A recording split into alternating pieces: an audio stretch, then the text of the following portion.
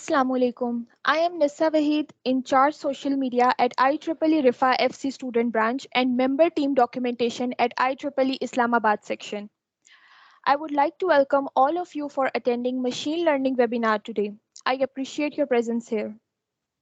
On behalf of IEEE Rifa FC student branch, I welcome our speaker, Mr. Zaina Malik. She is senior lecturer at the most renowned institution, Rifa International University. She is founder of SEAS, Center of Emerging and Advanced Software Solutions, advisor at IEEE RIFA Computational Intelligence Society. She runs a YouTube channel where she guides many students to excel in their career. Today, she is here to give us knowledge about the most trending field of machine learning. Ma'am, please over to you. अस्सलाम वालेकुम वरहमतुल्लाहि वबरकात। जज़ाकल्लाह खैर।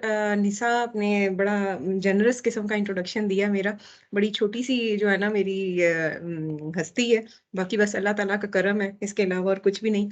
जज़ाकल्लाह आप सबका बहुत शुक्रिया और सब स्टूडेंट्स का। और आज जो है वाकई बड़ा इम्पॉर्टेंट टॉपिक है जो हम पढ़ने जा रहे हैं, और मैं बिल्कुल उस कॉन्टेक्स्ट में इसको आपको पढ़ाने की कोशिश करूंगी या बताने की कोशिश करूंगी कि बिल्कुल जैसे ABC लेवल, बिल्कुल ये बिगिनर लेवल का, बिल्कुल स्टार्टिंग किस्म का इसका एक इंट्रोडक्शन होगा।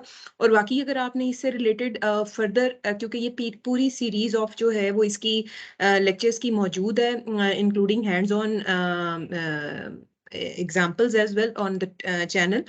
तो बिस्मिल्लाह करते हैं। सबसे पहले इस दुआ के साथ, रब्बिश्रह ली सदरी व यस्सिर ली अमरी वहलुल उक़्दतम मिन लिसानी यफ़क़हू क़ौली, आमीन। मशीन लर्निंग का इंट्रोडक्शन, सबसे पहले इंट्रोडक्शन से पहले आपको मेरा इंट्रोडक्शन तो दे ही दिया है निसा ने। फर्दर ये है कि अगर अपने रिसर्च इंटरेस्ट को थोड़ा सा मैं बताऊं तो रिसर्च इंटरेस्ट में मेरा जो रिसर्च एरिया है वो सॉफ्टवेयर रिक्वायरमेंट्स है, और मशीन लर्निंग, डेटा साइंस, और फर्दर उसमें जो है वो नेचुरल लैंग्वेज प्रोसेसिंग के ऊपर जो है मेरा काम है, जिसके ऊपर हम काम कर रहे हैं। तो बिस्मिल्लाह करते हैं। आज जो हम इस इंट्रोडक्टरी सेशन में, जो इस 1 आवर के इंट्रोडक्टरी सेशन में, आई would try my level best कि आपको मैं किसी तरह समझा पाऊँ कि बेसिकली ये machine learning, data science, text analytics, natural language processing, ये जो आर्टिफिशियल इंटेलिजेंस, डीप लर्निंग, इस तरह के जो बज़ वर्ड्स यूज़ हो रहे हैं आजकल, बेसिकली इसकी क्या इम्पोर्टेंस है, कैसे ये आपको जो है in your career, in your studies, आपको जो है ये हेल्प कर सकता है। तो ये कुछ कंटेंट है जो मैंने आज के इस 1 घंटे के लिए जो है मैंने थोड़ा सा डिज़ाइन किया था कि ये ना हो आप डर के भाग ना जाएं आप इसको इंटरेस्ट से स्टार्ट करें और आप इसको जो है वो इंजॉय करें। तो definitely it would be good to have the questions. आप लोग बेशक अपने क्वेश्चंस नोट करते रहें। At the end we would have interactive question answer session इंशाल्लाह ताला। तो हम देखेंगे कि बेसिकली इंट्रोडक्शन देखेंगे डेटा साइंस का, फिर उसके बाद थोड़ा सा डेटा एनालिसिस पे बात करेंगे, मशीन लर्निंग के ऊपर बात करेंगे, जो हमारा आज का बेसिकली है टॉपिक के होती क्या है, क्यों होती है, कैसे हमारी जिंदगियों में जो है ना ये इतनी सराहियत कर गई है और हम क्यों इसके बगैर जो है ना एग्जिस्ट नहीं कर सकते, और आगे फ्यूचर भी जो है वो इसी का ही है। उसके बाद मशीन लर्निंग की डिफरेंट टाइप्स के ऊपर बात करेंगे, मशीन लर्निंग के एल्गोरिदम्स के ऊपर थोड़ा सा डिस्कशन करेंगे। बाकी ये कि 1 घंटे में पॉसिबल नहीं है सब कुछ कवर करना, तो क्योंकि ये बहुत बड़ी फील्ड है, बहुत बड़ी फील्ड है। तो इस सेशन का मकसद है इंट्रोडक्शन। तो I would try my level best to introduce you in a way कि आपको बहुत अच्छी तरीके से जो बातें हैं ये मैं जो कर रही हूँ ये समझ आ जाए। तो बिस्मिल्लाह करते हैं। सबसे पहली बात कि वाई डेटा एनालिसिस। ठीक है, हमें डेटा को एनालाइज करने की जरूरत क्यों है? हम डेटा से इस वक्त घिरे पड़े हैं। हमारे, आप सबको पता है कि हम प्लेंटी ऑफ डेटा ऑन, मतलब हर सेकंड में हम जो है वो इतना प्लेंटी ऑफ डेटा जो है वो हमारे पास जो है ना वो जनरेट हो रहा है। आपने बिग डेटा का नाम जरूर सुना होगा।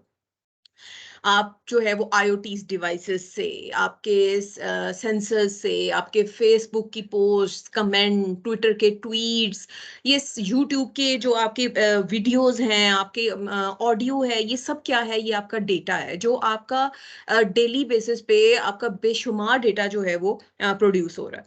तो अब अगर ये डेटा इतनी बड़ी क्वांटिटी में प्रोड्यूस हो रहा है तो क्यों ना इससे कुछ बेनिफिट जो है वो लिया जाए। अब ये जो रिपोर्ट है, ये जो इंटरनेशनल रिपोर्ट है, इसने क्या कहते हैं कि हमारे पास एक्सपर्ट्स नहीं है, उतने एक्सपर्ट्स नहीं है जितने अमाउंट में हम जो है वो डेटा प्रोड्यूस कर रहे हैं। अब ये देखें, इसी बात से हमें जो है वो अंदाजा होता है कि इस वक्त इस फील्ड में एक्सपर्ट्स की जो है वो कमी है और डेटा इस हिसाब से जो है वो प्रोड्यूस हो रहा है। तो अब अगर हम ये बात करें कि बिग डेटा को अगर हमने मार्केट के लिए यूजफुल करना है, हम ताकि उस मार्केट के जो ओनर्स हैं, जो बिजनेस ओनर्स हैं, अगर वो अपने बिजनेस को ग्रो करना चाहते हैं, तो उन्होंने उस डेटा में से कुछ मीनिंगफुल इंफॉर्मेशन निकालनी है।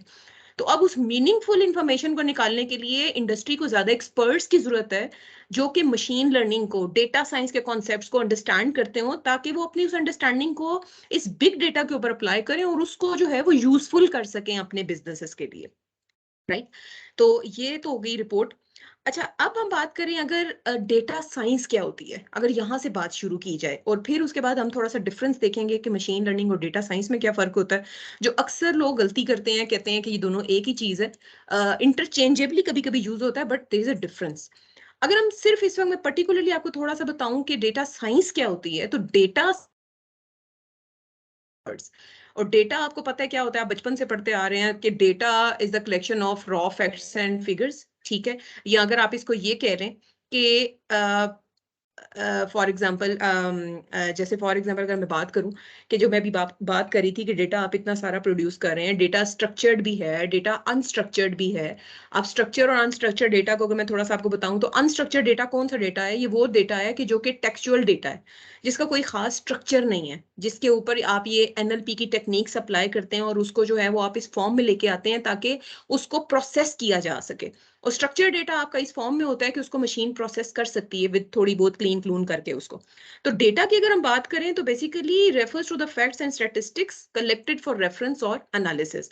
आप डेटा को जो है वो कलेक्ट करते हैं, उसको आप एनालाइज करते हैं और फिर उसको आप विजुअलाइज करते हैं for making further future decisions for your businesses, for your industry. अब ये जो डेटा साइंस है वो इस डेटा के ऊपर काम करती है, ये जो डेटा प्रोड्यूस हो रहा है उसके ऊपर काम करती है। किस लिए? ताकि हम अपने प्रॉब्लम्स का सोल्यूशन निकाल सकें, हम कोई प्रिडिक्शंस कर सकें। अब जो मशीन लर्निंग की बात है, मशीन लर्निंग की टेक्निक्स यूज होती हैं डेटा साइंस के अंदर। मशीन लर्निंग के जो एल्गोरिदम्स हैं, मशीन लर्निंग की जो टूल्स हैं, मशीन लर्निंग की जो टेक्निक्स हैं, प्रैक्टिसेस हैं, उस डोमेन की जो प्रैक्टिसेस हैं वो डेटा साइंटिस्ट यूज करते हैं to solve their problems. Right, I hope मैं थोड़ा बहुत क्लियर कर पाई होंगी आप लोगों को। बट इंशाल्लाह जैसे जैसे हम आगे मूव करेंगे, मजीद आपको चीजें जो हैं वो क्लियर होती चली जाएंगी। अब अगर बात करें कि जब डेटा साइंस की फील्ड की बात कर रहे हैं, तो डेटा साइंस की फील्ड में कुछ कंपोनेंट्स हैं, कुछ इसके रिलेटिव्स हैं जो इसके साथ मिलके काम करते हैं। अब जैसे फॉर एग्जांपल स्टैटिस्टिक्स, आपने जरूर स्टैटिस्टिक्स का कोर्स अपनी डिग्री में जो है वो पढ़ा होगा। आप लोग उस वक्त उसको इतना आपने शायद कोई खास लिफ्ट नहीं कराई होगी कि ये तो एनी बोरिंग से, इसमें जो है ना वो है फॉर्मूलाज हैं और इतना बड़ा डेटा है, ये कर लो वो कर लो, मीन निकालो मीडियन निकालो, इसका कोई फायदा नहीं। Honestly, statistics is the main pillar of your machine learning. Statistical concepts के ऊपर जो है वो आपके मशीन लर्निंग के एल्गोरिदम्स जो हैं वो काम करते हैं। तो ये तो आपका, फिर आपको पता है एक मेन उसका रिलेटिव हो गया डेटा साइंस का। देन उसके बाद आपकी प्रोग्रामिंग लैंग्वेजेस, बेशुमार प्रोग्रामिंग लैंग्वेजेस हैं जो आपकी मशीन लर्निंग, आपके डेटा साइंस को जो है वो सपोर्ट करती हैं। जैसे फॉर एग्जांपल पाइथन है, आर है, सास है। अब ज्यादातर लोग जो हैं वो आर के ऊपर जो है वो पाइथन को प्रेफर करते हैं। उसकी डिफरेंट रीजंस हैं, क्योंकि पाइथन के अंदर जो है वो बहुत ज्यादा लाइब्रेरीज हैं, काफी ज्यादा लाइब्रेरीज हैं डेटा के ऊपर काम करने के लिए। आर में भी हैं, मगर पाइथन में जरा उससे ज्यादा थोड़ी सी हैं, तो इसलिए अक्सर जो डेटा साइंटिस्ट हैं, मशीन लर्निंग एक्सपर्ट्स हैं, वो जरा पाइथन के ऊपर ज्यादा कंफर्टेबल होते हैं। देन उसके बाद सॉफ्टवेयर्स के आपके जो हैं वो ऐसे सॉफ्टवेयर्स हैं जो कि आपको डेटा की विजुअलाइजेशन, डेटा की रिप्रेजेंटेशन, डेटा की एनालिसिस, इन सब में आपको जो हेल्प करते हैं। जैसे for example eight the and in कुछ सॉफ्टवेयर्स का जिक्र भी करूंगी मैं कि कौन कौन से सॉफ्टवेयर्स हैं जो एग्जिस्ट करते हैं, और ये वो सॉफ्टवेयर्स हैं जो इवन नॉन प्रोग्रामर्स भी यूज कर सकते हैं। क्योंकि आपको पता है डेटा जो है वो जरूरी नहीं है कि आपके जो जिस डोमेन में वो काम करना है वो आईटी डोमेन ही हो, वो हर तरह की बिजनेस डोमेन है जिसके अंदर काम हो रहा है। और जो बिजनेस एनालिस्ट हैं, जो आपके डेटा एनालिस्ट हैं, वो जरूरी नहीं है कि कंप्यूटिंग प्रोग्रामिंग बैकग्राउंड से हो। तो if you are not a good programmer, ये मैं आप लोगों को आदिलानिया बताती हूँ। तो इसका कतई मतलब ये नहीं है कि आप जो है ना वो एक अच्छे डेटा साइंटिस्ट नहीं हो सकते, एक मशीन लर्निंग एक्सपर्ट नहीं हो सकते। अगर आपको नहीं भी प्रोग्रामिंग का इतना बहुत आइडिया, मगर आपको जो है वो फंडामेंटल्स पता है, आपको बेसिक बिल्डिंग ब्लॉक्स पता है, तो you can still excel as a data scientist in this industry. Then उसके बाद वही बात कि मशीन लर्निंग के जो एल्गोरिदम्स, जो इसके टूल्स, इसकी टेक्निक्स हैं, वो यूज करते हैं data scientist to solve their real life problems. So let's move forward. अब जो एक बड़ी कंफ्यूजन जो अक्सर लोग कंफ्यूज कर रहे होते हैं कि AI, machine learning, deep learning, these all are same, and if they all are same तो फिर कैसे डिफरेंट, कैसे हैं एक दूसरे से। तो थोड़ा बहुत मैं आपको बताती हूँ कि अगर आर्टिफिशियल इंटेलिजेंस का अगर आप लोगों ने कोर्स पढ़ा है, या थोड़ा बहुत आर्टिफिशियल इंटेलिजेंस के ऊपर अगर आपने आपको थोड़ा बहुत नॉलेज है, तो बेसिकली आर्टिफिशियल इंटेलिजेंस होती क्या है? वो ये चीज है कि जब आप कह लें कि आप कंप्यूटर को कुछ ऐसी या मशीन को कुछ ऐसी आप इंटेलिजेंस प्रोवाइड कर देते हैं जिसकी बिहाफ पे वो कोई डिसीजंस कर सकती है। इस फिनोमेना को, इस फिनोमेना या इस टेक्निक को आप क्या कहते हैं? Artificial intelligence. कि आपने कंप्यूटर को आर्टिफिशियली इंटेलिजेंट बना दिया कि अब वो जो है ना वो डिसीजंस कर सके। मशीन लर्निंग आर्टिफिशियल इंटेलिजेंस का सबसेट है, ठीक है? It's a part of artificial intelligence. देख रहे हैं आप इस गोले के अंदर, इसका छोटा सा गोला उसके अंदर आ रहा है। तो मशीन लर्निंग उसका सबसेट है, जो कि जिसके अंदर हम क्या करते हैं कि हम मशीन को डेटा प्रोवाइड करते हैं, और उस डेटा की बेस पे मशीन जो है वो एक अपनी अंडरस्टैंडिंग बिल्ड करती है। अगर अभी ये मेरी बात समझ नहीं आ रही, कोई टेंशन रहने की बात नहीं है, आगे जाके आपको विद एग्जांपल्स बताती हूँ, तो आपको जो है वो ज्यादा क्लियर हो जाएगा कि यहाँ पे डेटा की जो है वो इंपॉर्टेंस बेशुमार है। और उसके बाद आती है आपकी डीप लर्निंग। डीप लर्निंग जो है वो मजीद आपकी मशीन लर्निंग का भी सबसेट है, जिसके अंदर न्यूरल नेटवर्क्स के मजीद, जिसे कहते हैं ना, कॉम्प्लेक्स किस्म के आर्किटेक्चर्स के साथ आप अपनी डिसीजन मेकिंग को, इंटेलिजेंट डिसीजन मेकिंग को मजीद जो है वो आप इंप्रूव करते हैं। तो यहाँ तक तो बात हो गई आपकी कुछ कंफ्यूजन्स, जो अक्सर, ये सिर्फ आप ही को नहीं, अक्सर लोगों को, बड़े बड़े एक्सपर्ट्स को इस बात की बड़ी कंफ्यूजन रहती है कि बेसिकली इनका रिलेशनशिप क्या है आपस में। तो अब हम बात कर रहे हैं कि आखिर मशीन लर्निंग क्यों। आप देखें कि अब हमारी जो जिंदगियां हैं, हम जिस एरा में जिंदा हैं, जिस टाइम पीरियड में हम जिंदा हैं, वहां पे हमारे जो प्रोसेसेस हैं ऑटोमेट हो रहे हैं, ठीक है? पहले जो काम हम मैनुअली करते थे, अब वो काम जो है वो कौन कर रहे हैं? मशीनें कर रही हैं। फॉर एग्जांपल आपको याद होगा कि पहले जो होती थी, फॉर एग्जांपल जैसे वॉशिंग मशीन की बात करें, अब ऑटोमेटिक वॉशिंग मशीन्स आ गई हैं, कुछ भी नहीं करना पड़ता, आप एक प्रोग्राम करते हैं और सारे कपड़े धुल के, रिंस हो के, ड्राई क्लीन, मतलब बिल्कुल जिसे कह लें कि स्पिन हो के आपको मिल जाते हैं और आप जाते हैं। इवन बाद मशीन में तो ड्रायर्स भी हैं कि वो बस आप जाएं और बस उसको फैला लें। तो क्या हो रहा है कि आप बेसिकली आप कंप्यूटर्स को एक स्टेप मजीद आगे जो है ना वो उनको इतना फ्लेक्सिबिलिटी दे रहे हैं कि अब वो क्या करें कि वो अपने आप को कोड करें, अपने आप को, अपने आप से कोडिंग कर सकें, अपने आप से अंडरस्टैंडिंग कर सकें, ठीक है? तो ये वाला कॉन्सेप्ट जो है वो आजकल मशीन लर्निंग के पीछे जो है बेसिकली काम कर रहा है। तो अब देखते हैं, अगर आपको मजीद, आप सारे ही जो है वो नेटफ्लिक्स कोई ना कोई जरूर जो है ना आप देखते होंगे। खैर मेरे घर में तो नेटफ्लिक्स कोई नहीं है, मगर फिर भी अगर यूट्यूब की बात करें तो इस तरह जैसे नेटफ्लिक्स की अगर हम बात करें, तो नेटफ्लिक्स में क्या होता है कि आपने अगर जो है ना वो एक टाइम पीरियड में एक तरह की अगर आप मूवीज देखने शुरू की हैं, आपने ए कैटेगरी की, बी कैटेगरी की, सी कैटेगरी की, तो क्या होता है कि नेक्स्ट टाइम आपको जो नेटफ्लिक्स है वो उस तरह की आपको मूवीज की रिकमेंडेशंस देना शुरू कर देता है।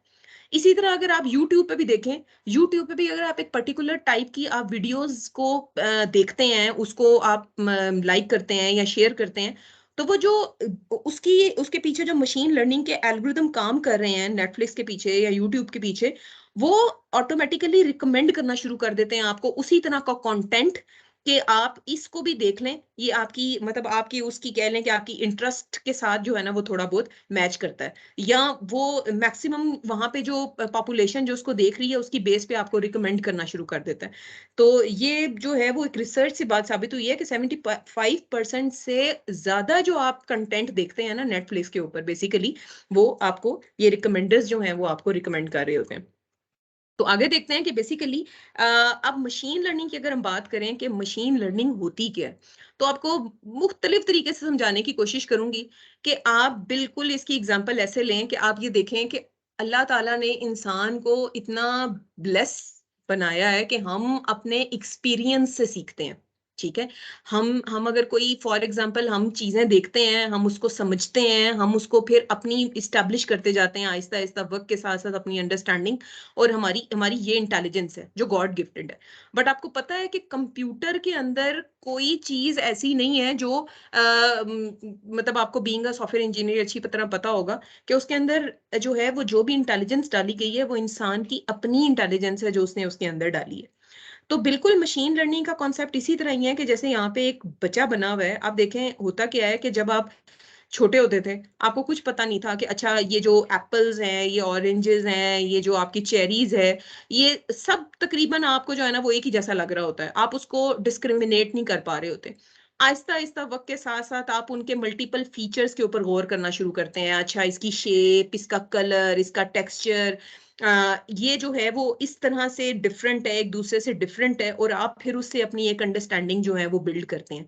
इसी तरह से जो मशीन्स हैं, मशीन लर्निंग के एल्गोरिदम्स हैं, वो काम करते हैं। वो बेसिकली डेटा को देखते हैं, डेटा को अंडरस्टैंड करते हैं, डेटा को अंडरस्टैंड करने के बाद अपनी एक मैपिंग प्रोड्यूस करते हैं, और उस मैपिंग की बेस पे अपने लिए वो कोई डिसीजंस करते हैं, ठीक है। आगे देखते हैं।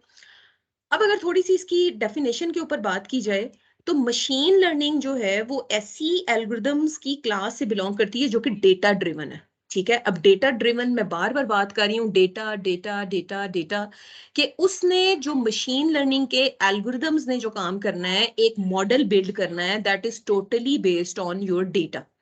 अगर आप डेटा नहीं देंगे तो अंडरस्टैंडिंग उसकी बिल्ड ही नहीं हो सकती। जैसे फॉर एग्जांपल, बिल्कुल ऐसी मैं आपको एग्जांपल दूंगी, जैसे आप ये रिडल्स सॉल्व करते होंगे, इसके ऊपर अक्सर फेसबुक के ऊपर रिडल्स आ रही होती है ना, जिसमें कोई एक ट्रक बना होता है, एक कोई बनानास बने होते हैं, कोई शूज बने होते हैं, और आगे जो है ना उसका एक आंसर आ रहा होता है।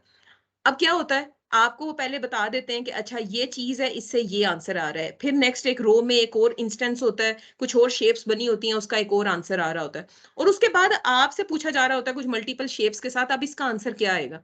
तो आप क्या कर रहे होते हैं, वो जो ऊपर इंस्टेंसेस गिवन है उससे आप अपनी एक अंडरस्टैंडिंग बना रहे होते हैं। अच्छा अपना अगर ट्रक है और बनानास बने हुए और दो शूज हैं तो इसका मतलब है ये आंसर आया। तो अब जब नेक्स्ट जब आपसे पूछा गया है वहां पे अगर एक ट्रक है, एक बनाना है, एक शू है, तो अब आप अपना कोई एक आंसर देते हैं। वो आप क्या है, वो जो आपने ऊपर वाले इंस्टेंसेस को समझ के जो अपनी एक अंडरस्टैंडिंग बिल्ड की है, दैट इज योर मॉडल।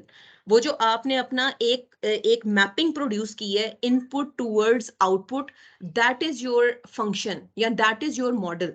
इस तरह से मशीन लर्निंग जो है वो काम करती है। अब अगर हम मजीद इसके ऊपर देखें कि getting computers to program themselves and also teaching them to make decisions using data, ठीक है। अब क्या है कि ट्रेडिशनल प्रोग्रामिंग में और जो मशीन लर्निंग की प्रोग्रामिंग है उसमें बहुत ज्यादा फर्क है। अब अगर उस फर्क को देखने से पहले मैं आपको थोड़ा सा बता दूं कि मशीन लर्निंग के फीचर्स के ऊपर, कि जैसे मैं बार बार एक ही बात कह रही हूँ आप लोगों को कि डेटा, ठीक है। मशीन लर्निंग जो है वो बेसिकली क्या करती है, आपका जो डेटा सेट है, डेटा सेट किसको कहते हैं, डेटा और सेट से निकला है। जब डेटा, जो डेटा आपका रोज और कॉलम्स की फॉर्म में एक स्ट्रक्चर्ड फॉर्म में आपके पास मौजूद है, जब आपके पास एक टेबुलर फॉर्म में एक डेटा मौजूद है तो हम उसको क्या कहते हैं, that is a data set, ठीक है। अब वो जो रॉ डेटा सेट है जिसका अभी हमें कोई भी मीनिंगफुल इनसाइट्स जिसमें से हमें नहीं पता, क्या करेंगे मशीन लर्निंग के एल्गोरिदम्स, उसमें से आपको कोई अकॉर्डिंग टू योर बिजनेस अगर आपने कोई डिसीजन लेना है तो उसमें से आपको उस डेटा सेट में से आपको जो है वो पैटर्न जो है ना वो आइडेंटिफाई करके देंगे। प्लस ये कि ये जो है वो कंप्यूटर प्रोग्राम्स की डेवलपमेंट में, यानी कि वो ऐसे सॉल्यूशंस की डेवलपमेंट में, ऐसे सॉफ्टवेयर्स की डेवलपमेंट में या ऐसी मैपिंग की डेवलपमेंट में आपको हेल्प करते हैं, उसके ऊपर इसका फोकस होता है, जो कि आपके डेटा की बेस पे आपको जो है वो मीनिंगफुल रिजल्ट्स दे दें। प्लस ये कि आपके डेटा के अंदर ही ऐसे फ्रूटफुल किस्म की इंफॉर्मेशन जिसे कहते हैं ना छुपी हुई है, जो कि इसके एल्गोरिदम्स को, मशीन लर्निंग के एल्गोरिदम्स को यूज करते हुए विदाउट प्रोग्रामिंग किए, ठीक है। अब ये आप इससे मिक्स ना कीजिएगा, फिर तो फिर हम पाइथन में क्या कर रहे होते हैं, वो वाली प्रोग्रामिंग और ये वाली प्रोग्रामिंग जो है वो थोड़ी सी डिफरेंट है। इसका कहने का मकसद ये है कि ट्रेडिशनल प्रोग्रामिंग में आप इनपुट भी दे रहे होते हैं और प्रोग्राम भी लिख रहे होते हैं, जबकि जो मशीन लर्निंग की प्रोग्रामिंग है उसमें आप अपना डेटा दे रहे होते हैं और जो मशीन है वो अपने लिए प्रोग्राम या अपनी अंडरस्टैंडिंग जो है वो खुद बिल्ड कर रही होती है। आगे आएगा ये डिफरेंस, तो आप अगर कंफ्यूज हैं अभी तो थोड़ा सा होल्ड करें, आपको मजीद जो है ना वो क्लैरिटी उस वक्त आ जाएगी। प्लस ये कि machine learning is basically what is a method of data analysis, जो कि ऑटोमेटिकली ऐसे मॉडल की बिल्डिंग में, ऐसे इंटेलिजेंट मॉडल की बिल्डिंग में आपको हेल्प आउट करती है जिसकी बेस पे आप अपने बिजनेस डिसीजंस कर सकते हैं या आप अपने प्रॉब्लम्स को सॉल्व कर सकते हैं। राइट।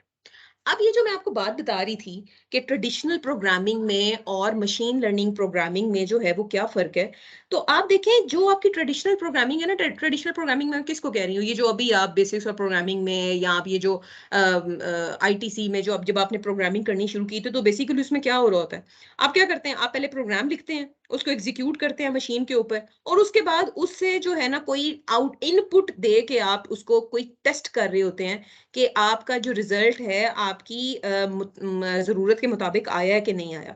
मगर मशीन लर्निंग में ना हम इस तरह नहीं कर रहे होते। हम इस केस में कर क्या रहे होते हैं कि आप जो है वो मशीन को डेटा दे रहे होते हैं और मशीन आपके डेटा की बेस पे आपको जो है वो प्रोग्राम दे रही होती है, ठीक है, जिसको हम मॉडल कहते हैं। मॉडल एज ए आउटपुट आ रहा होता है, राइट। तो हम जो है वो बेसिकली इनपुट की बेस पे आप अपना मॉडल जो है वो प्रोड्यूस कर रहे हैं और आउटपुट के लिए आपके पास क्या आ रहा है, वो एक मॉडल बिल्ड होके आ रहा है। आप अपना आउटपुट भी देते हैं कि भाई मुझे ये चीज चाहिए। जो आपके ट्रेडिशनल प्रोग्रामिंग में आपके पास आउटपुट जो है वो एज ए इनपुट नहीं जा रही, बल्कि यहाँ पे क्या है कि डेटा के साथ साथ जो आपको आउटपुट चाहिए वो आप दे रहे हैं और उसके बाद मशीन अपनी जो है वो क्या कर रही है, एक अंडरस्टैंडिंग जो है वो प्रोड्यूस कर रही है, राइट। अच्छा, अब हम जाते हैं मशीन लर्निंग की एप्लीकेशंस पे, ठीक है। तो अगर हम मशीन लर्निंग की एप्लीकेशंस पे जाने से पहले अगर मैं आपको बताऊं कि बेसिकली मशीन लर्निंग जो है वो उसकी बेस किन किन फील्ड्स के ऊपर है, तो वो सबसे पहले आपका लीनियर अलजेब्रा, मैथमेटिक्स, ठीक है। अगर आप इस फील्ड में एक्सेल करना चाहते हैं तो कौन सी ऐसी डोमेन्स हैं जिसमें आपको थोड़ा बहुत जो है ना नॉलेज आपका थोड़ा स्ट्रांग होना चाहिए, कौन कौन सा, लीनियर अलजेब्रा, मैथमेटिक्स, कैलकुलस वगैरह, ये बहुत डाइवर्स फील्ड है, ठीक है। तो अगर तो आप जो हैं वो सॉफ्टवेयर इंजीनियर्स हैं तो फिर तो आपको इतनी उसकी जो है ना वो टेंशन में जाने की जरूरत नहीं है। आपको जस्ट उन एल्गोरिदम्स की अंडरस्टैंडिंग, क्योंकि वो एल्गोरिदम जो है वो कंप्यूटर साइंटिस्ट आपको जो है वो बना के देंगे, और बीइंग अ सॉफ्टवेयर इंजीनियर्स आप क्या करेंगे, उन सॉफ्टवेयर्स को आप जो उन एल्गोरिदम्स को जो है वो आप अप्लाई करेंगे टू मेक मीनिंगफुल इनसाइट्स, ठीक है।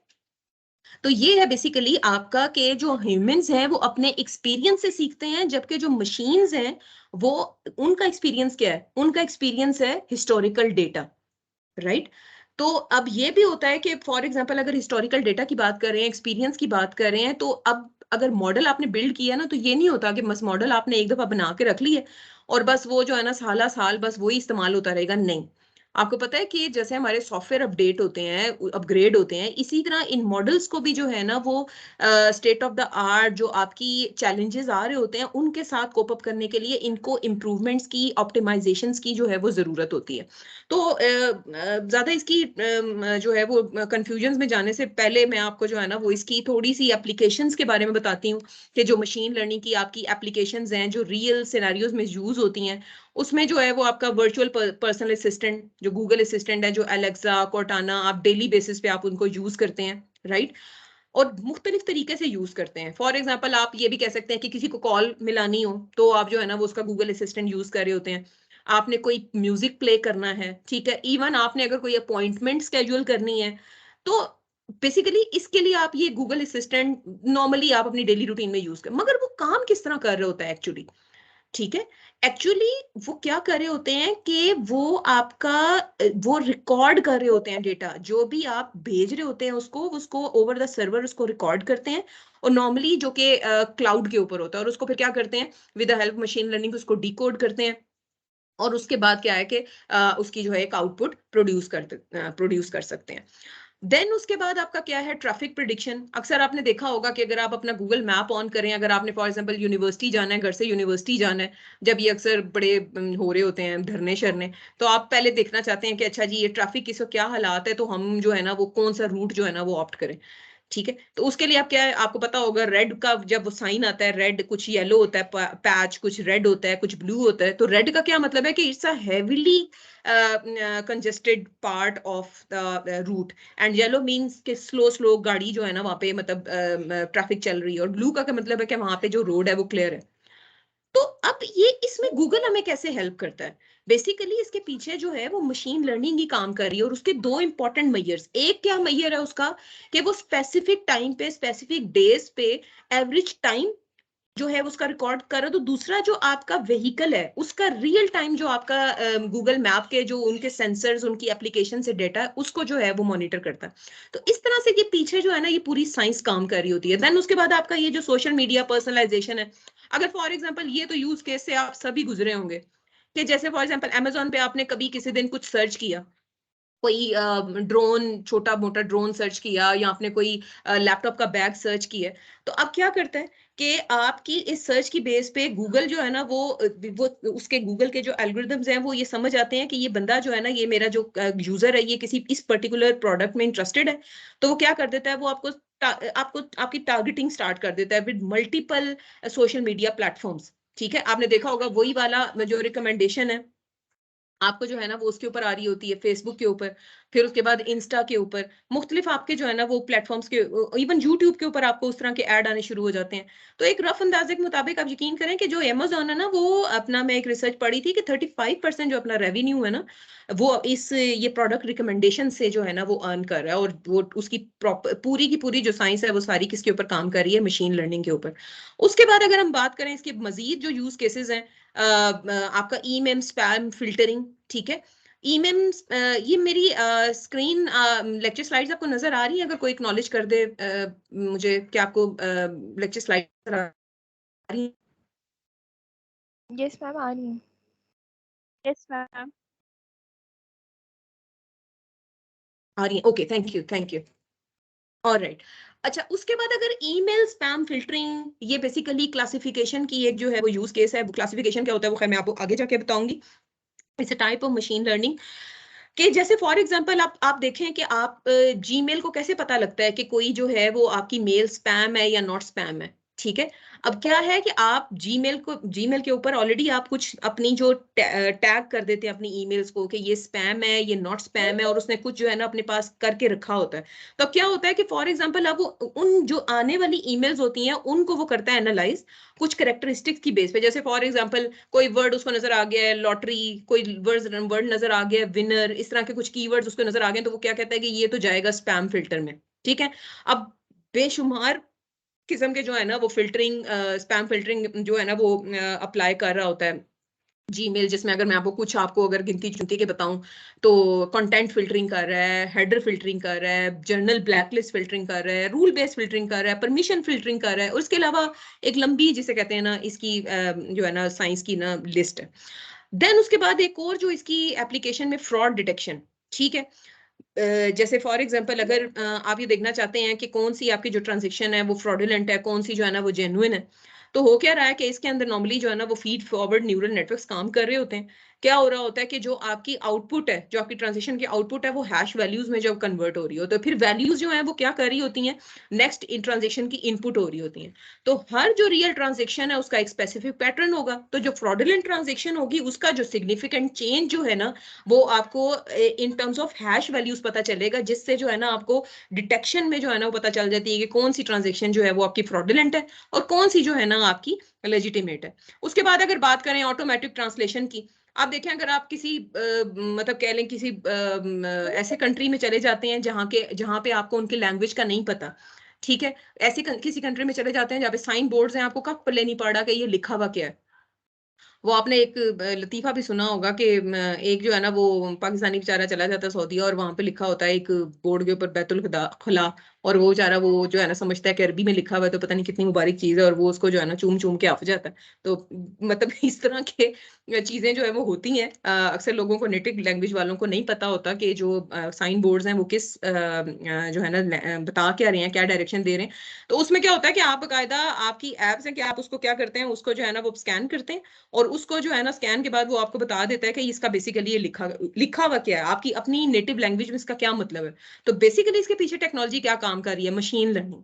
बेसिकली वो क्या कर रहा है, sequence to sequence learning apply कर रहा है। वो एक एल्गोरिदम है बेसिकली, जो कि नॉर्मली ये चैट बॉट्स में भी अप्लाई होता है। और ये सीक्वेंस टू सीक्वेंस लर्निंग का अगर एल्गोरिदम, अगर कोई जाके इस पर मजीद थोड़ा पढ़ना चाहे, तो बेसिकली क्या कर रहा होता है, ये जो रिटन टेक्स्ट होता है ना एक लैंग्वेज में लिखा हुआ, इसको दूसरी लैंग्वेज के अंदर जो है ना वो ट्रांसफॉर्म कर रहा होता है। और इसकी जो अगर ये जिससे, जैसे मैंने आपको कहा है कि इमेज रिकॉग्निशन ये नॉर्मली किसके साथ हो रही होती है, सीएनएन, कन्वोल्यूशनल न्यूरल नेटवर्क्स, ठीक है, उनके थ्रू। तो ये कुछ जो थे वो यूज केसेस थे ऑफ योर मशीन लर्निंग। तो लेट्स मूव फॉरवर्ड।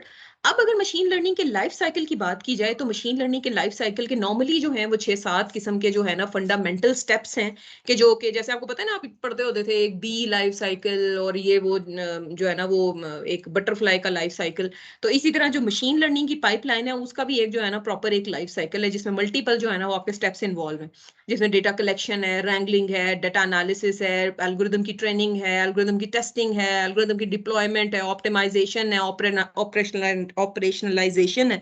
तो बारी बारी अगर मैं आपको बताती जाती हूँ कि बेसिकली ये क्या पाइपलाइन है और इसमें क्या चीजें जो है वो इन्वॉल्व है। सबसे पहले हमने देखा था कि जी डेटा कलेक्शन, ठीक है।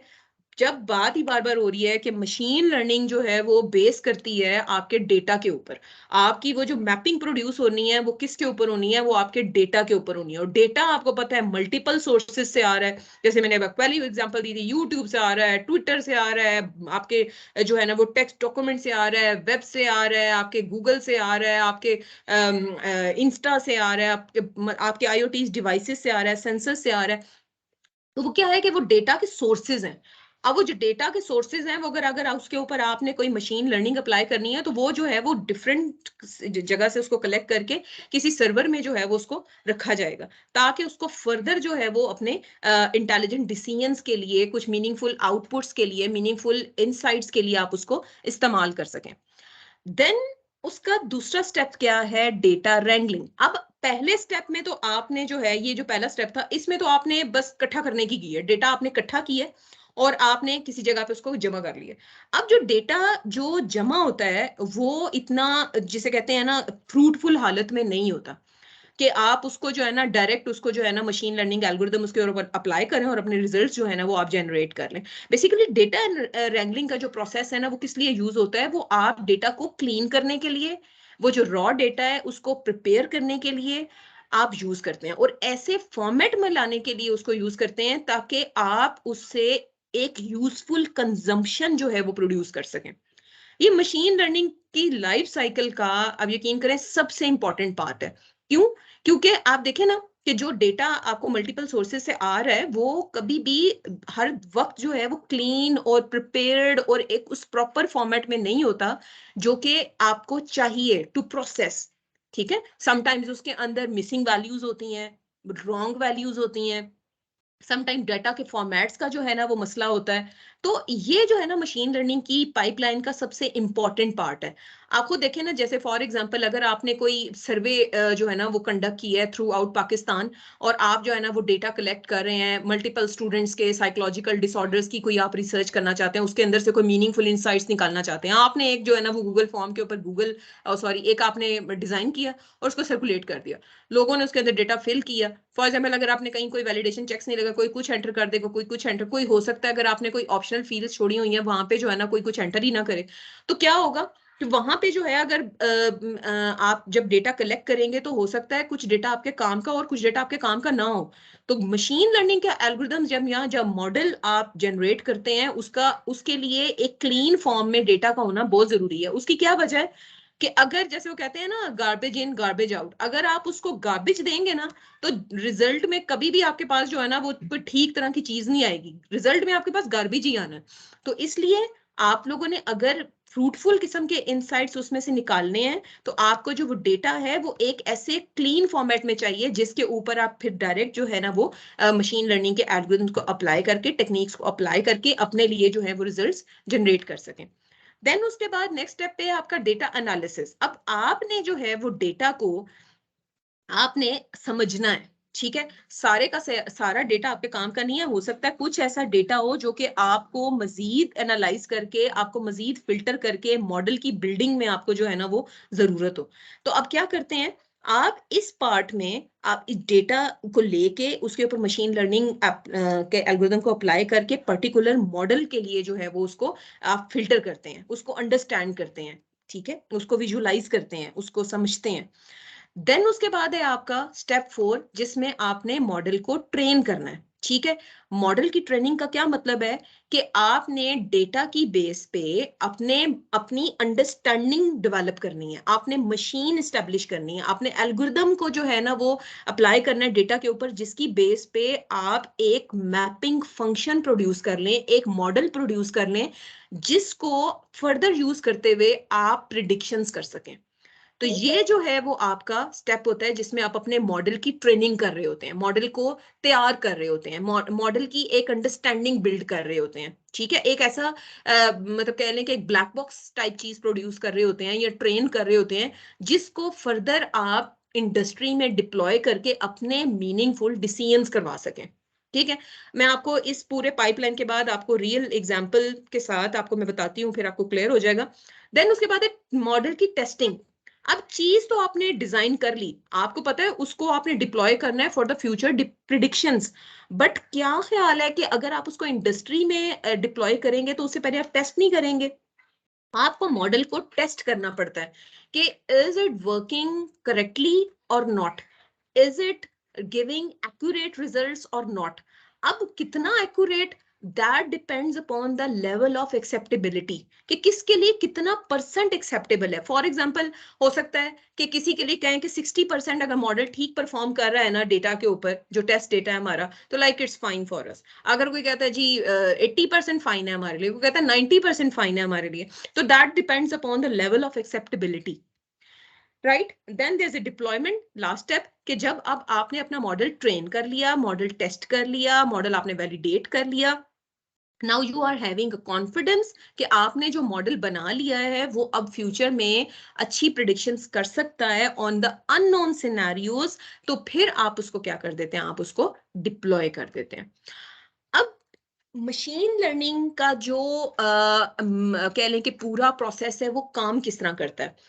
आपने सबसे पहले डेटा की बात की, ठीक है। मैं अगर आपको थोड़ा सा मजीद क्लियर करने की कोशिश करूं, तो होता क्या है, अक्सर आपने टर्म सुनी होगी, टेस्ट डेटा, ट्रेनिंग डेटा, ठीक है। तो आपके पास जब एक पूरा डेटा सेट होता है ना, तो आप उसको डिवाइड करते हैं दो हिस्सों में, ठीक है, नॉर्मली दो हिस्सों में, कुछ सिचुएशंस में तीन हिस्सों में भी डिवाइड किया जाता है, मगर अभी आप लोगों बिल्कुल इंट्रोडक्टरी लेवल का ये सेशन है तो मैं आपको ज्यादा कंफ्यूज नहीं करती। नॉर्मली दो हिस्सों में डिवाइड कर लिया जाता है, एक क्या होता है आपका ट्रेनिंग डेटा और एक होता है आपका टेस्टिंग डेटा। ट्रेनिंग डेटा के ऊपर मशीन को या मॉडल को आप क्या करते हैं, तैयार करते हैं, उसको सिखाते हैं। ट्रेनिंग डेटा में अगर हम पर्टिकुलरली सुपरवाइज लर्निंग की बात करें, तो उसमें क्या होता है कि आप इनपुट के साथ साथ आउटपुट भी दिखा रहे होते हैं उसको, आप क्वेश्चंस के साथ साथ उसको आंसर्स भी दिखा रहे होते हैं कि ये क्वेश्चन है तो ये आंसर है, ये क्वेश्चन है तो ये आंसर है। यानी कि आपने किसी बच्चे को सामने बिठाया हुआ है और आप उसको समझा रहे हैं कि ये क्वेश्चन आएगा तो उसका ये आंसर है, ये क्वेश्चन आएगा तो उसका ये आंसर है। वो याद नहीं करा रहे आप उसको, वो एक अलग कॉन्सेप्ट होता है ओवरफिटिंग का, आप उसको समझा रहे हैं, आप उसको बता रहे हैं कि ये इनपुट होगी तो ये आउटपुट होगी, ठीक है।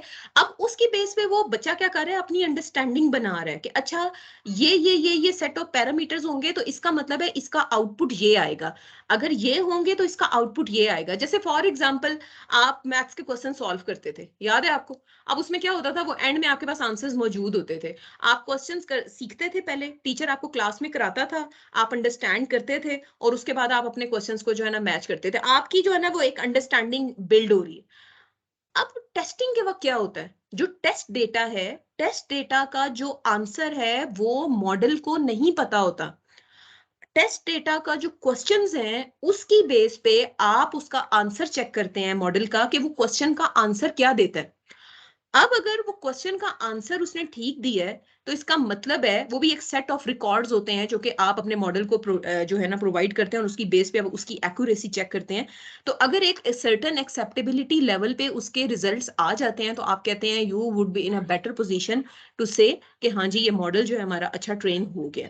और अगर फॉर एग्जाम्पल वो नहीं आया तो आप कहते हैं कि नहीं मॉडल हमारा सही तरह ट्रेन नहीं हुआ। ठीक है, ये इसी तरह यहाँ पे भी पाइपलाइन में बात हुई है कि आपने ट्रेनिंग डेटा दिया, एक मशीन लर्निंग एल्गोरिथम उसके ऊपर अप्लाई किया और एक मॉडल आपने जो है वो बना लिया। उसके बाद आपने क्या किया, एक टेस्ट डेटा, एक न्यू इनपुट डेटा आपने दिया और मॉडल से आपने जो है वो प्रिडिक्शंस कराई और देखा कि इसने क्या रिजल्ट दिया। अगर तो उसने एक्सेप्टेबिलिटी लेवल अचीव कर लिया है तो you would say yes it's a successful model and we deploy it in the real domain. और अगर वो एक्सेप्टेबल लेवल का आपको नहीं दे रहा रिजल्ट तो फिर आप इसे कहते हैं कि नहीं भाई इसको मजीद जो है ना ऑप्टिमाइजेशन की, मजीद इसको ट्रेनिंग की जो है वो जरूरत है। ये बिल्कुल वही एग्जांपल है, बिल्कुल वही सिचुएशन है कि जैसे आप लोग हैं। मैं हमेशा जब भी मैं ये कोर्स पढ़ाती हूँ या मैं जब भी स्टूडेंट्स को इसको समझाने की कोशिश करती हूँ मैं हमेशा यही बात कहती हूँ कि आप स्टूडेंट्स अपने आप समझें आप एक मॉडल है। जब आप एक क्लास में आते हैं, आप पढ़ना शुरू करते हैं तो आपको जो है ना वो टीचर समझा रहा होता है, आपको पढ़ा रहा होता है, आपको सिखा रहा होता है, आप सीख रहे होते हैं क्लास में। अब आप अपनी अंडरस्टैंडिंग स्टैब्लिश कर रहे होते हैं किसी भी कॉन्सेप्ट के ऊपर। टीचर आप यहाँ पे ये समझें कि एक किस्म की आपकी सुपरवाइज लर्निंग है, आपका वो सुपरवाइजर है। ठीक है, आपको आपकी अंडरस्टैंडिंग स्टैब्लिश करा रहा है। अब क्या होता है कि फिर जी होते हैं आपके एग्जाम्स होते हैं। ठीक है, अब एग्जाम में जो क्वेश्चन पेपर होता है उसका जो है वो आंसर आपको नहीं पता होता पर टीचर को पता होता है। ठीक है, अब टीचर क्या करता है, आपके आंसर पे अपना आंसर जो है वो मैच करता है। अगर तो आपका एक जो रिजल्ट आपने दिया है अगर तो वो एक्सेप्टेबिलिटी लेवल पे आता है तो फिर वो आपको क्या कर देता है कि हाँ जी आप पास हैं, आप क्लियर कर जाते हैं ये कोर्स और आपको जो है ना आगे पहुंचा दिया जाए। ठीक है, और अगर आप नहीं तो फिर आपको जो है ना वो दोबारा रजिस्टर करना पड़ता है। आप फेल हो गए हैं तो फिर आप उसको जो है वो दोबारा पढ़ते हैं। तो ये बिल्कुल वही वाला सिनेरियो है जब जैसे कि आप क्लास में सीख रहे होते हैं बीइंग अ स्टूडेंट, इसी तरह से जो मॉडल है वो ट्रेन हो रहा होता है। तो इस पे काफी डिस्कशन हो गई, अब हम आगे चलते हैं और हम बात करते हैं कि types of machine learning. Machine learning के जो एल्गोरिथम्स हैं या मशीन लर्निंग की जो टेक्निक्स है बेसिकली वो नॉर्मली 3 कैटेगरीज में उसको डिवाइड किया जाता है। One is supervised, second is unsupervised and third one is reinforcement learning. इन तीनों में फर्क है, विद एग्जांपल्स आपको समझाने की कोशिश करती हूँ। सबसे पहले हम बात करते हैं सुपरवाइज लर्निंग की। विद डिफरेंट एक और तरीके से आपको बताने की कोशिश करती हूँ कि अगर हम टाइप्स की बात करें तो सुपरवाइज लर्निंग का बिल्कुल वही तरीका है जैसे कि आप क्लास में कोई टीचर जो है वो आपको जिस तरह से सिखा रहा होता है। इसमें आपके पास जो डेटा है वो लेबल्ड होता है, यानी कि आपके पास जो इनपुट्स हैं उनके भी लेबल्स होते हैं और जो आउटपुट है उसका भी एक लेबल होता है। जो चीज आपने प्रिडिक्ट करनी है उसकी भी एक मतलब कह लें कि एक नाम है, एक उस कॉलम का या उस फीचर का उसका एक लेबल है। और जिन जिन पैरामीटर्स की बेस पे आपने उसको जो है वो प्रिडिक्ट करना है उसका भी एक लेबल है। ठीक है, तो ये बिल्कुल वही है जिस तरह से आपका टीचर आपको जो है ना वो क्लास में पढ़ा रहा है। इसी तरह अगर अनसुपरवाइज की बात की जाए तो अनसुपरवाइज जो है वो बिल्कुल ऐसे ही है जैसे हम लोग हैं, हम एडल्ट्स हैं, हमें जो है ना वो अब किसी को कुछ बताना नहीं पड़ता। हमें जो है वो अपने खुद से जो है ना वो चीजों को ऑब्जर्व करते हैं, खुद से चीजों को एनालाइज करते हैं और खुद जो है ना वो अपनी एक अंडरस्टैंडिंग बिल्ड करते हैं। इसी तरह जो अनसुपरवाइज है जो कैटेगरी है उसके अंदर डेटा का लेबल नहीं होता, इसके अंदर कोई गाइडेंस नहीं होती। मशीन जो है वो इस अनलेबल डेटा के ऊपर जो है ना वो अपनी कुछ सेट ऑफ अंडरस्टैंडिंग या अपनी कुछ सेट ऑफ जो है ना वो ग्रुपिंग या क्लस्टरिंग या कहने के एसोसिएशंस जो है ना वो खुद बनाती है, मगर उसके ऊपर कोई भी पहले से कैटेगराइजेशन नहीं होती। राइट, और जब जो आपका री लर्निंग है, वर्ड ही री से निकला, री, ठीक है, री इंजीनियर जैसे होता है। ठीक है, री का क्या मतलब है कि ये नॉर्मली आपके जो है ना वो गेम्स वगैरह में ये यूज होता है, ये जो रोबोट्स वगैरह इस टेक्नोलॉजी के ऊपर काम करते हैं कि इसके अंदर आप हिट एंड ट्रायल के ऊपर, आपका जो मॉडल है जो आपका एजेंट है वो हिट एंड ट्रायल के ऊपर सीखता है। जैसे कहते हैं ना रूल खुल के जिसे कहते हैं ना वो सीखता है, मार खा खा के सीखता है कि अपनी इन्वायरमेंट से, आप जो अगर गलती करता है तो उसको कोई पेनल्टी होती है, अगर कोई अच्छा काम करता है तो उसको रिवॉर्ड मिलता है। तो इस तरह से अपने इन्वायरमेंट के साथ इंटरेक्शन पे जो उसका या इसको कह लें कि हम यूं भी समझ सकते हैं कि ये ना अपने एक्सपीरियंस से सीखता है, या आप ये कह लें कि अपनी जो उसने उस वक्त पर्टिकुलर डिसीजन लिया होता है, इफ वो ठीक लिया है उससे भी सीखता है और गलत लिया उससे भी सीखता है। ये बिल्कुल वही एग्जांपल मैं आपको देती हूँ कि अगर आपको कोई जो है ना किसी आइलैंड पे जो है ना वो आप कहीं गवाच गए हैं, ठीक है, आपके पास ना कोई जो है ना उस वक्त आपको पता है ना माहौल की आपको अंडरस्टैंडिंग है, आप कहते हैं आप पहले बुलाए बुलाए फिरे होते हैं कि हम आ किधर गए हैं। उसके बाद आप जो है ना वो रूल खुल के अपना आहिस्ता आहिस्ता अपने आप को एस्टेब्लिश करते हैं कि अच्छा ये खाना है ये नहीं खाना, अपने आप को फिर आप अडेप्ट करते हैं और फिर टाइम के साथ लर्न कर करके आपको पता चलता है कि अच्छा ये it would be a good decision, it would be a bad decision. तो बिल्कुल ये ऐसी बात है, जैसे फॉर एग्जांपल एक और मैं आपको एग्जांपल देती हूँ री इन्फोर्समेंट को समझाने के लिए। जैसे बच्चे होते हैं, ठीक है, अब बच्चा है ना कोई अच्छा काम करता है तो हम क्लैपिंग करते हैं, वाह जबरदस्त तुमने अच्छा किया है। तो वो उसको पता चलता है कि अच्छा मैंने ये चीज की है ना, मतलब मैंने कोई मतलब कोई जैसे आया कोई तो मैंने सलाम किया है, तो इसका मतलब है कि अच्छा ये कोई अच्छी चीज है। अब बच्चा है अगर उसने फॉर एग्जाम्पल कोई ग्लास तोड़ दिया है, तो आप जो है ना वो उसको जो है ना वो गुस्से से देखेंगे तो उसको पता चलेगा अच्छा ये मैंने कोई बैड चीज की है जिसकी वजह से मुझे पेनल्टी हुई है। ठीक है, ये बिल्कुल जजा और सजा वाला जो है ना वो कॉन्सेप्ट है इसके पीछे। और राइट, अब अगर हम प्रॉब्लम टाइप्स की बात करें तो इसके अंदर सुपरवाइज लर्निंग, अनसुपरवाइज और री के अंदर जो है वो फर्दर कौन कौन सी प्रॉब्लम्स है जिनको एक रिग्रेशन होता है, क्लासिफिकेशन होता है जो सुपरवाइज लर्निंग के अंदर आता है। अनसुपरवाइज के अंदर आपके एसोसिएशन, रूल माइंडिंग और क्लस्टरिंग का कॉन्सेप्ट है। और इसी तरह री इन्फोर्समेंट लर्निंग के अंदर आपका वही है जो आपके पेनल्टीज एंड रिवॉर्ड्स वाला कॉन्सेप्ट है जो नॉर्मली रोबोट्स को जो है वो जिस तरह से ट्रेन किया जाता है। तो रिग्रेशन और क्लासिफिकेशन ये आगे कुछ थोड़ा बहुत मैं कोशिश करती हूँ आपको बताने की, और इसी तरह इनकी भी हम एग्जांपल्स देखते हैं। बाकी टाइप्स ऑफ डेटा, अब जैसे बात हो रही है अनसुपरवाइज में जो है वो डेटा आपके पास लेबल होता है, राइट, कि फॉर एग्जांपल आपने बताया उसको कि अच्छा ये फीचर्स हैं तो ये कैट है, ये फीचर्स हैं तो ये डॉग है। आपने जो है ना वो उनको बकायदा आउटपुट के साथ उसको समझाया है कि हाँ जी ये फीचर्स होंगे तो ये चीज कैट है, ये फीचर्स होंगे तो ये चीज डॉग है, ठीक है, आपने लेबल बताया उसको। तो वो अब क्या करेंगे जब आप उसको कोई अननोन जो है ना वो इमेज दिखाएंगे ना कैट और डॉग का, तो वो उसने पहले लर्न किया ना कि ये फीचर्स हो तो ये चीज कैट है, ये फीचर्स हो तो ये डॉग है। तो वो क्या है आपको जो है ना वो उसके बेस पे आपको जो है ना आउटपुट देगा। जबकि अनसुपरवाइज में देख लें आप कहीं पे भी लेबल नहीं है, कहीं पे कैट ने लिखा हुआ कहीं पे डॉग ने लिखा हुआ, आपने एक अनलेबल किस्म का डेटा अपने मशीन को प्रोवाइड कर दिया। अब वो खुद उसके ऊपर ऑब्जर्व करेगा कि अच्छा ये चीज इसकी मिलती जुलती है तो ये एक अलग ग्रुप है, अच्छा इनके ये फीचर्स मिलते हैं तो ये एक अलग ग्रुप है।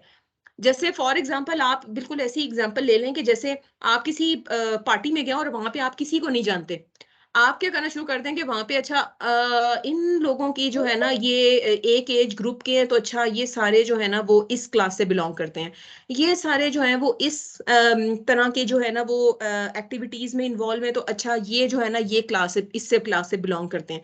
तो अभी आपको नहीं पता, मशीन को भी नहीं पता होता कि ये जो चीज आपने आइडेंटिफाई की है, ये जो ग्रुप आपने आइडेंटिफाई किया है ये बेसिकली कैट है या डॉग है, मगर उसने कुछ सिमिलैरिटीज की बेस पे उसकी ग्रुपिंग कर दी है, क्लस्टरिंग कर दी है, जिसमें एक क्लस्टर के जो आइटम्स हैं या एक क्लस्टर के जो एंटिटीज हैं वो दूसरे क्लस्टर से मुख्तलिफ है।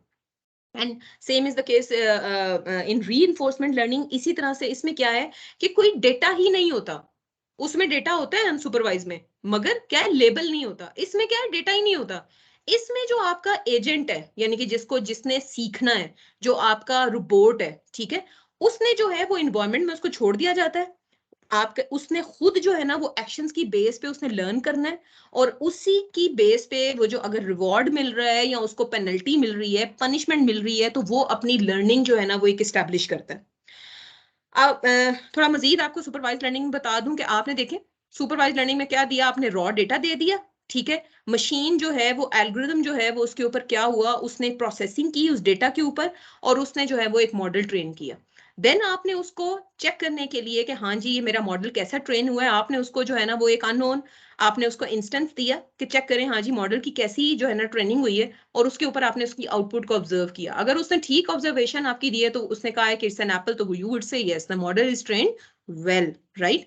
इसी तरह से जैसे फॉर एग्जांपल यहाँ पे देखें कि सुपरवाइज लर्निंग के केस में क्या हो रहा है कि देखें लेबल्स हैं, कुछ ऐसे इमेजेस हैं, कुछ ऐसी एंटिटीज हैं जो कि डक हैं, और कुछ ऐसी एंटिटीज हैं कि जो कि डक नहीं है।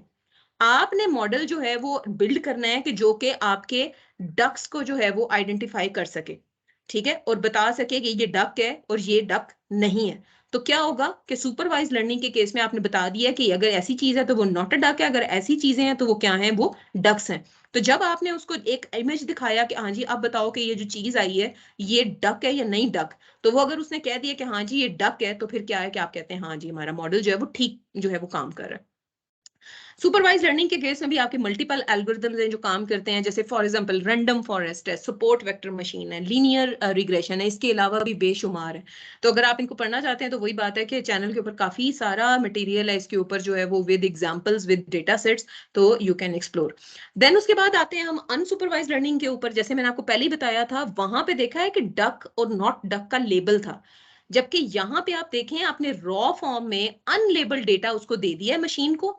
एल्गोरिदम उसके ऊपर अपनी एक अंडरस्टैंडिंग, एक इंटरप्रिटेशन जो है वो परफॉर्म कर रहा है, अपने आप को ट्रेन कर रहा है, और आउटपुट के तौर पे देखें उसने कुछ ग्रुप्स बना दिए हैं कि अच्छा ये चीजें मिलती जुलती हैं तो ये एक कैटेगरी से बिलोंग करती हैं, एक क्लस्टर से बिलोंग करती हैं, ये मिलते जुलते हैं ये एक क्लस्टर से बिलोंग करते हैं, ये मिलते जुलते हैं तो ये एक क्लस्टर से बिलोंग करते हैं। सेम अगर हम यहाँ पे बात करें उसी एग्जांपल को अगर अनसुपरवाइज के केस में देखें, डक और नॉट डक वाला, कि यहाँ पे भी आपने देखे अनलेबल्ड डेटा दी है, आपने बिल्कुल इमेजेस के नीचे नहीं बताया कि ये डक है या नॉट डक है। मशीन ने खुद जो है, एल्गोरिथम ने खुद अपनी एक अंडरस्टैंडिंग बिल्ड की है on the basis of some similarity, कि ये कुछ सिमिलर है तो ये एक कोई कैटेगरी है, एक कोई बिलोंग करते हैं, ये एक किसी खानदान से बिलोंग करते हैं, ये है तो ये कुछ डिफरेंट फैमिली है, ये है तो ये एक डिफरेंट चीज है। मगर स्टिल इसको नहीं पता, इसको स्टिल नहीं पता, ये स्टिल लेबल नहीं कर रहा कि ये डक है, ये बनी है, ये समथिंग और है कोई चीज, I don't know it's name. तो वो क्या है कि स्टिल इसने कोई आपको लेबल नहीं निकाल के दिया, हाँ उसने इस डेटा के अंदर से कुछ हिडन पैटर्न्स, कुछ हिडन एसोसिएशंस को ऑब्जर्व करते हुए आपको आउटपुट जो है वो निकाल के दिए हैं कि हाँ जी इसके अंदर ये सेट ऑफ ग्रुप्स हैं जो एग्जिस्ट करते हैं। अनसुपरवाइज लर्निंग की एग्जांपल ये आपकी मार्केट ट्रेंड एनालिसिस में भी है कि फॉर एग्जांपल आप जो है ना, अगर कोई किसी का जो है ना वो सुपर स्टोर है और वो जो है ना वो अपने कस्टमर्स की शॉपिंग मतलब कह लें हैबिट्स को देखते हुए कुछ अगर वो कोई पैकेजेस ऑफर करना चाहते हैं, कोई कोई ऑफर्स लगाना चाहते हैं, कोई ऑफ्स देना चाहते हैं, तो वो जो है वो क्या करेंगे कि वो अब एक एक कस्टमर के ऊपर फोकस करते हुए ऐसे बिजनेस डिसीजंस नहीं कर सकते।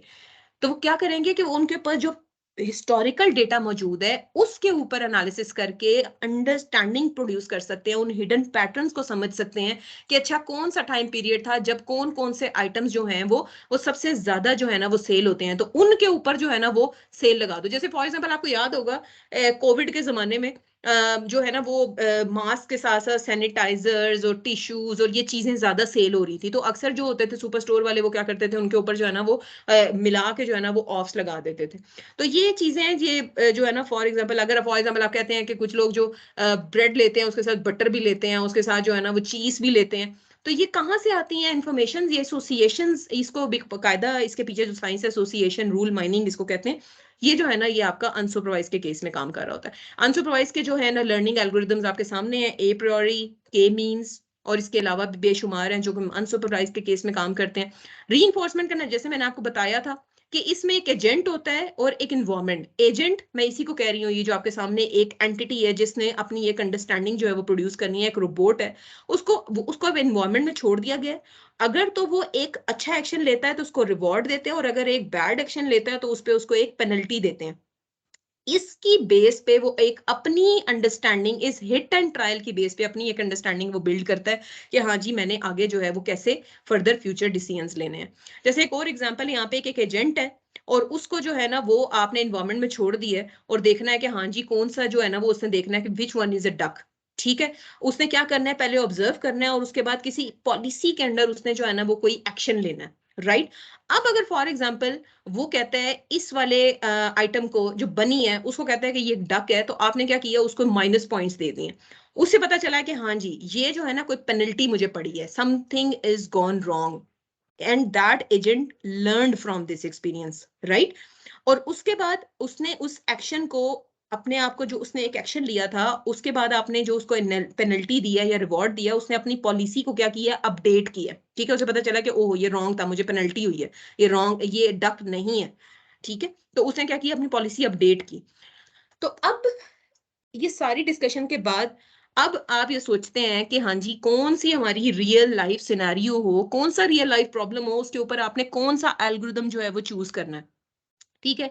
कि अगर आपने मार्केट वैल्यू एनालिसिस करनी है, आपने हाउस सेगमेंटेशन करना है, आपने फ्रॉड डिटेक्शन करनी है, आपने ईमेल का देखना है कि स्पैम नॉट स्पैम, इस तरह के आपके सामने डेली लाइफ आपके पास मुख्तलिफ किस्म के आपके पास जो है ना, अगर सिनेरियोज आपके सामने आते हैं, तो आपने कौन से जो एल्गोरिदम्स हैं वो यूज करने हैं।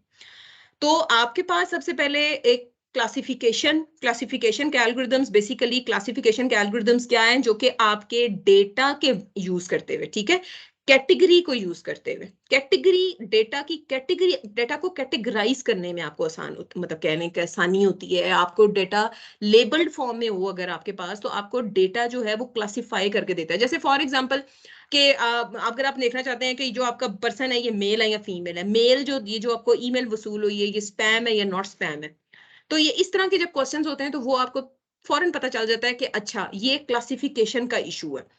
तो अब यहाँ पे जो है आपकी एग्जांपल्स कौन सी हैं, ये स्पीच रिकॉग्निशन में आप यूज करते हैं, हैंड राइटिंग रिकॉग्निशन में आप यूज करते हैं, बायोमेट्रिक आइडेंटिफिकेशन में, वेदर प्रिडिक्शन में, ठीक है, कि रेन होगी नहीं होगी, बर्फबारी होगी, ये मुख्तलिफ चीजें हैं जो आपकी मतलब सिनारियोज हैं जो कि आपके क्लासिफिकेशन के एल्गोरिदम्स जहाँ पे यूज होते हैं। देन उसके बाद एनॉमली डिटेक्शन, कि जहाँ पे आपको कुछ अनयूजुअल सिचुएशंस अपने डेटा में से आपको आइडेंटिफाई करनी हो। फॉर एग्जांपल वही बात के फ्रॉडुलेंट, कोई ट्रांजेक्शन फ्रॉडुलेंट है या लेजिटिमेट है, ठीक है, कोई आपके नेटवर्क को हैक करने की कोशिश कर रहा है या नहीं कर रहा, इस तरह के जो क्वेश्चंस हैं उसमें जो है आपके नॉर्मली डिटेक्शन आपकी जो है ना वो होती है इसमें। और मजीद एग्जाम्पल इंट्रूजन डिटेक्शन, फिर उसके बाद जो आपके MRI स्कैन्स के बाद आपको पता है मेडिकल इमेजेस के ऊपर, मेडिकल रिकॉर्ड्स के ऊपर कितना जो है ना वो इंटेलिजेंट जो है ना मशीन लर्निंग का काम हो रहा है। इसी तरह fraud detection, fault detection.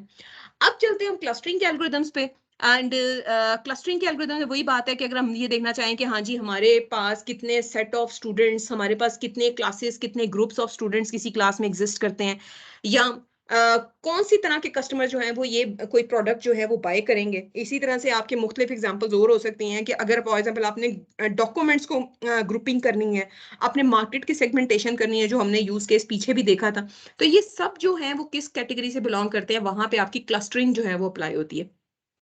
Then आपके पास रिग्रेशन, ये जो सुपरवाइज मैंने आपको बताया था कि सुपरवाइज लर्निंग में आपको आपके दो टास्क होते हैं, एक आपका रिग्रेशन है और एक आपका क्लासिफिकेशन है। तो रिग्रेशन बेसिकली आपके पास जो है वो न्यूमेरिक डेटा के ऊपर काम कर रहा होता है। जो क्लासिफिकेशन है वो आपकी नॉर्मली कैटेगोरिक डेटा के ऊपर हो रही होती है। अब ये क्या है कि जैसे फॉर एग्जांपल अगर आपने घर की वैल्यू या घर की आपने प्राइस प्रिडिक्ट करनी है, या आपने ये देखना है कि कल टेम्परेचर जो है वो क्या होगा, तो ये देखें ये न्यूमेरिक डेटा है, ये कॉन्टिन्यूस डेटा है। तो ये जो है ये रिग्रेशन आपने स्टार्ट्स में भी पढ़ा होगा, रिग्रेशन स्टेटिस्टिक्स में और मशीन लर्निंग में, दोनों में जो है वो बड़ा इंपॉर्टेंट जो है ना वो एक कॉन्सेप्ट है जो दोनों में यूज होता है। तो जैसे फॉर एग्जांपल अगर आप कहते हैं आपने स्टॉक मार्केट की प्राइस आपने प्रिडिक्ट करनी है, आपने किसी का जो है वो एज किसी की जो है ना वो आपने प्रिडिक्ट, तो ये सब क्या है, ये न्यूमेरिक है। तो ये इस तरह का जो आपके यूज केसेस हैं वो किस तरह के कैटेगरी में आते हैं, वो आपके आते हैं रिग्रेशन में।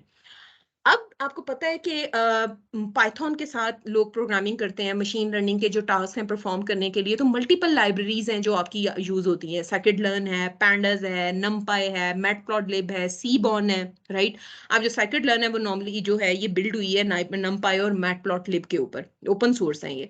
और ये जो matplotlib है ये आपके पास जो आप डेटा विजुलाइजेशंस प्रोड्यूस करना चाहते हैं, आप अपने डेटा से स्कैटर प्लॉट्स बनाने हैं, लाइन प्लॉट्स बनाने हैं, हिस्टोग्राम्स बनाने हैं, ट्रीज बनाने हैं, कुछ भी बनाना है आपने, तो ये वो सारी लाइब्रेरीज हैं पाइथन की, जो कि और बेशुमार आपको जो है ना इसके अंदर आपको फंक्शनैलिटी प्रोवाइड करते हैं, फंक्शंस हैं जिनको आप यूज करते हुए अपना टास्क जो है वो परफॉर्म कर सकते हैं।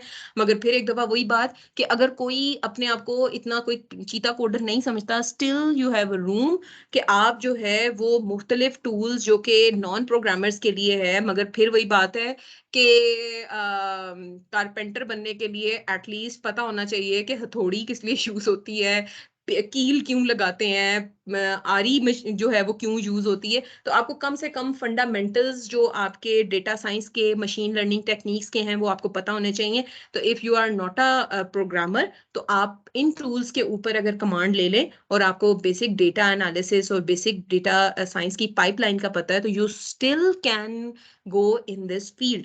So dear students, over from my side, if you are having any question, you are more than welcome.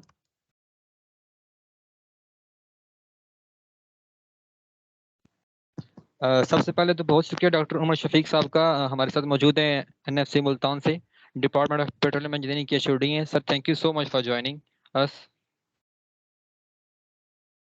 Thanks a lot for inviting me to this webinar.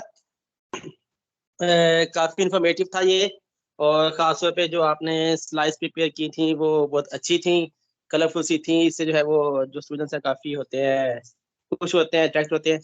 तो it's a good information and thank you for inviting me for this webinar.